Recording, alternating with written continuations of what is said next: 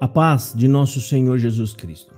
Irmãos, eu recebi uma pergunta e eu resolvi fazer um vídeo porque eu acredito que muitas pessoas têm interesse na resposta dessa pergunta. E a pergunta é a seguinte: uma pessoa morreu no ato de adultério. Ela tem salvação? Ela perdeu a salvação? Bom, primeiro eu tenho que explicar uma coisa aqui para vocês. Geralmente, quando as pessoas têm de fato essa dúvida, é que muitas delas ainda não entendeu, né, o processo de salvação. Como que se dá o processo de salvação? De que forma ele acontece? Eu separei um único verso bíblico aqui para poder explicar para você, né, como que acontece todo o percurso para a salvação de uma alma, ok? Nesse verso existe uma pessoa. Essa pessoa está sendo apresentada de forma oculta, ou seja, o sujeito oculto.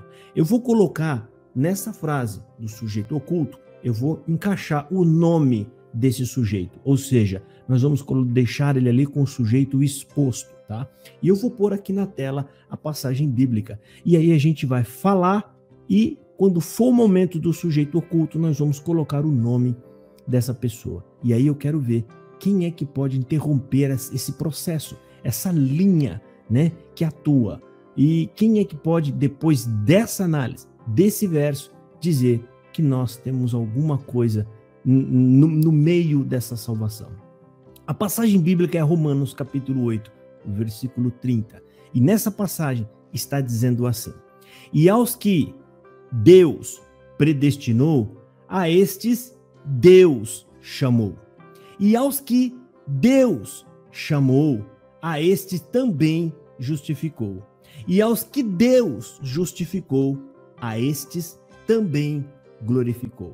Em cada momento em que a palavra Deus é encaixada aqui, é um ato de Deus, é um processo de Deus, porque é Deus quem primeiramente elegeu, é Deus quem nos chama, e é Deus quem nos justifica, e é Deus quem nos glorifica.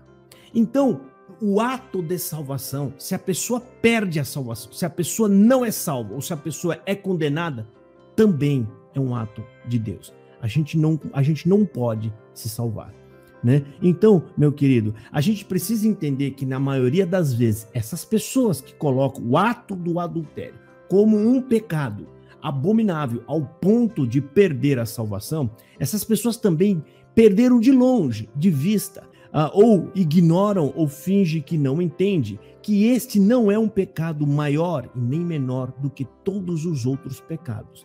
Portanto, eu pergunto a vocês, e a pessoa que morreu, né, na cobiça? A pessoa que estava olhando uma mulher ou desejando a mulher e teve um infarto, é o mesmo tipo de pecado.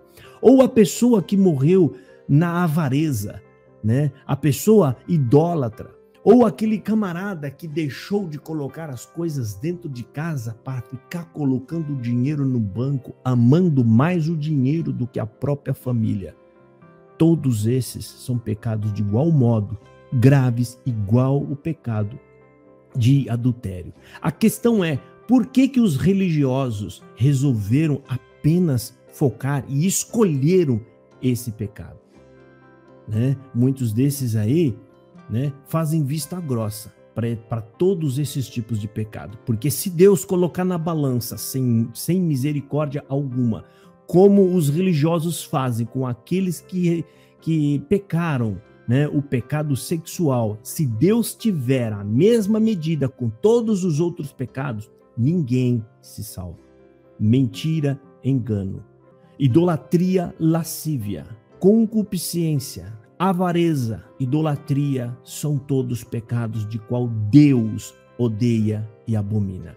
Então, o caminho melhor para você, meu querido irmão, é parar de apontar o dedo para aquele que caiu nesse pecado, porque provavelmente você pecou um outro pecado igual e no mesmo peso e relevância para Deus. Então vamos ficar com a passagem bíblica do conselho de nosso Senhor Jesus Cristo que diz: bem-aventurados misericordiosos, porque são esses que alcançarão misericórdia. Ou seja, todos nós somos carentes da misericórdia de Deus, mas receberão misericórdia aquele que também usou de misericórdia com seus irmãos.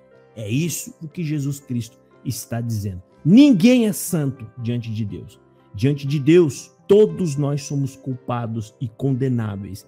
Nós estamos justificados por um ato de Deus e não seu, meu querido, né? E, por fim, vamos pegar aqui o primeiro verso desse mesmo capítulo, né? Romanos 8, no versículo 1, que está dizendo: portanto, presta atenção, portanto, agora nenhuma condenação há para os que estão em Cristo Jesus, que não andam segundo a carne, mas segundo o Espírito. Aqui está falando que aqueles que Deus justifica, não existe mais condenação para ele. A dívida foi paga. E aqueles que não andam segundo a carne, mas segundo o Espírito Santo. Entenda uma coisa, meu querido. Andar segundo a carne ou segundo o Espírito não é uma escolha sua, não é uma decisão sua. É para aquele a quem Deus usa de misericórdia e ele dá a porção do Espírito Santo. O restante, o Espírito Santo se encarrega de fazer dentro do nosso coração. Portanto, meu querido, toda honra, toda glória é dada unicamente a Deus, porque dele procede o querer e também o efetuar. Deus abençoe e fiquem todos na paz de nosso Senhor Jesus Cristo.